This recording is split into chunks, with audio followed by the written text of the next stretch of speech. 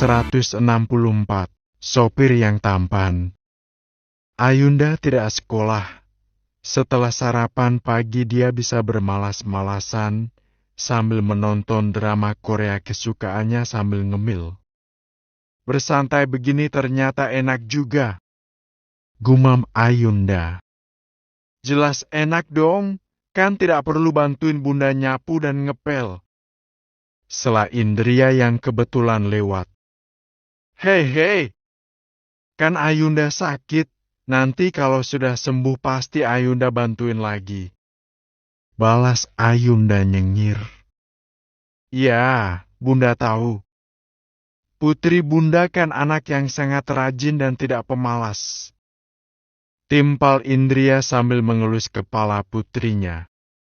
Ayunda semakin terpojok, sebab dirinya aslinya tidak rajin, hanya saja kepepet. Bunda, ayah sudah berangkat kerja ya? Kok dari tadi tidak kelihatan? Tanya Ayunda penasaran.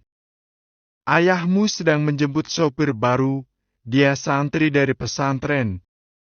Tahun ini dia akan kuliah di tempat dulu bunda mengajar.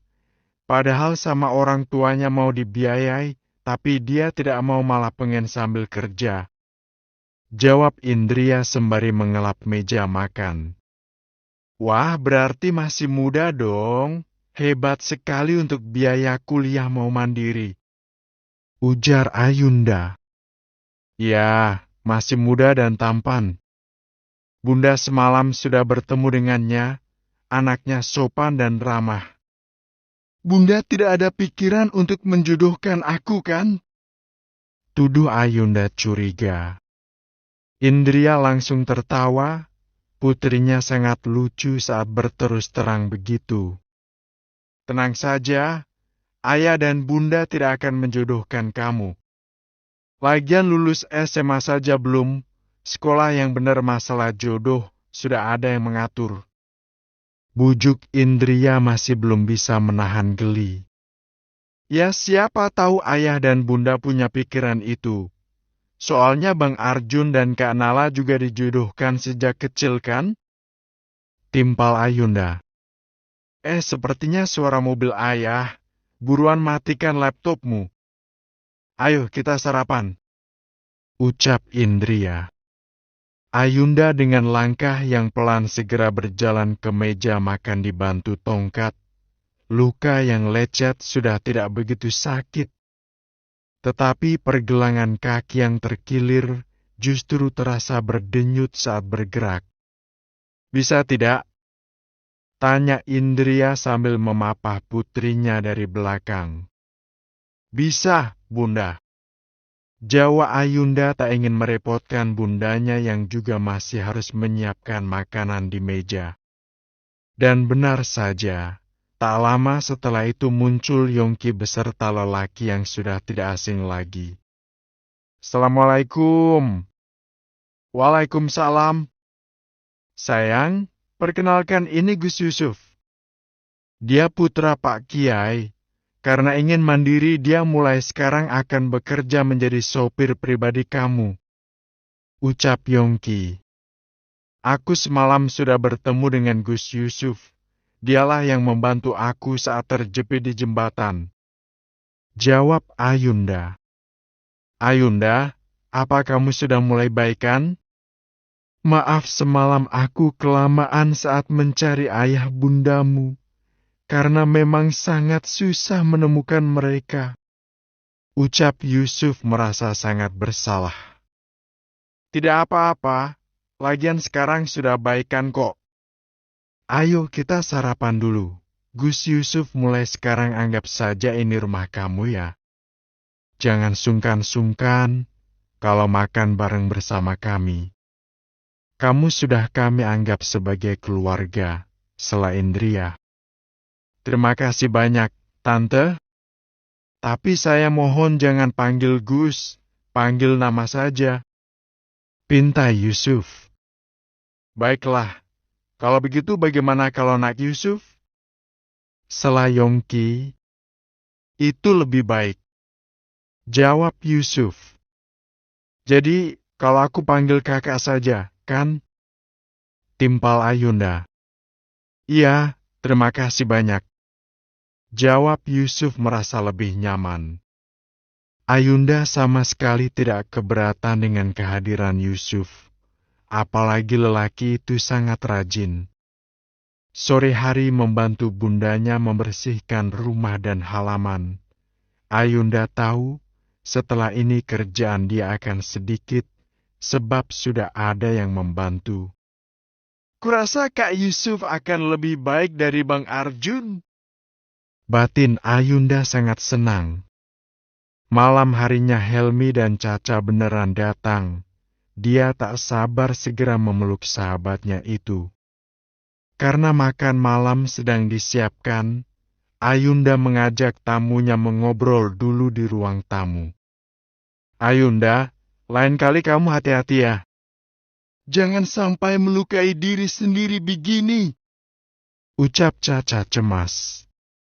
Iya, tapi kamu kenapa bawakan aku oleh bunga segala? Sela Ayunda. Ini buah dari Kak Helmi. Boneka ini dariku, agar selama kamu tidak sekolah bisa ditemani boneka ini selama kita tidak bertemu. Dan bunga ini dari Chandra, dia sangat mengkhawatirkan kamu. Ucap Caca agak memperlambat ucapan terakhirnya takut pada sang kakak. Sontak saja Helmi langsung melirik kesal. Jika tahu itu bunga dari Chandra pasti sudah sejak tadi akan dia buang. Helmi merasa sangat terluka hatinya dikhianati oleh adik kandung sendiri. Caca yang takut hanya memberikan tatapan memelas seolah minta ampun. Maaf, Kak. Aku tidak bisa menolak permintaan Chandra, karena selama Ayunda sakit yang bisa membantuku mengerjakan PR hanyalah Chandra. Tapi aku tetap berada di pihak kakak. Bisik Caca. Helmi tidak bisa berkata-kata, sebab jika dirinya disuruh mengerjakan PR adiknya pasti akan merepotkan. Nak Helmi, nak Caca, ayo kita segera makan malam bersama.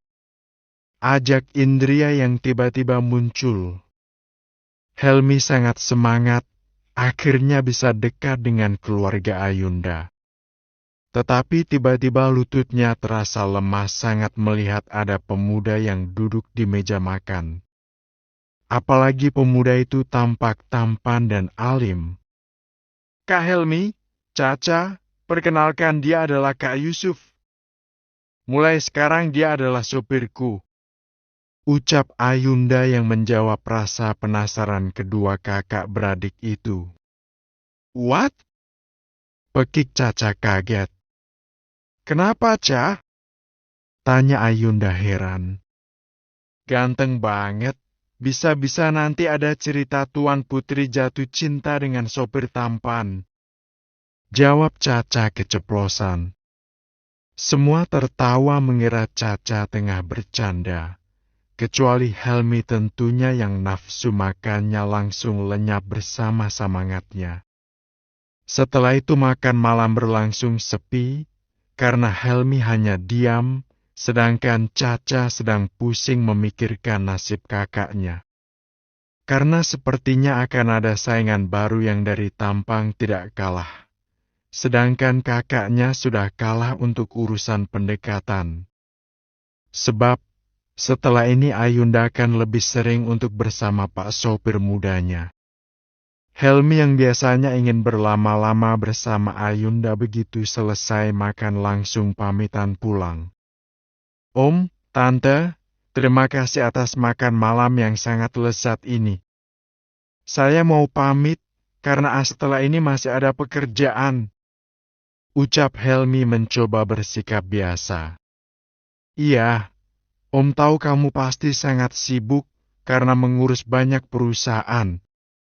Jawab Yongki.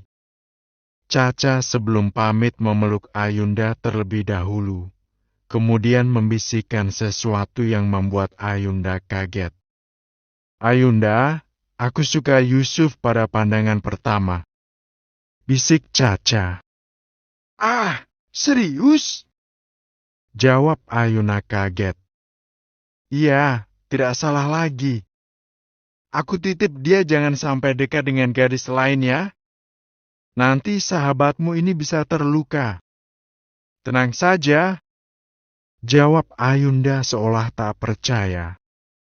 Sebenarnya Caca tidak menyukai Yusuf.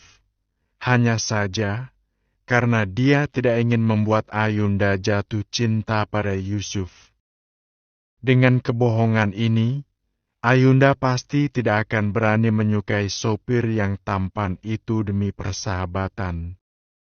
Maafkan aku, Ayunda, tapi aku ingin kamu bersama kakak aku, karena kakak aku sangat mencintaimu.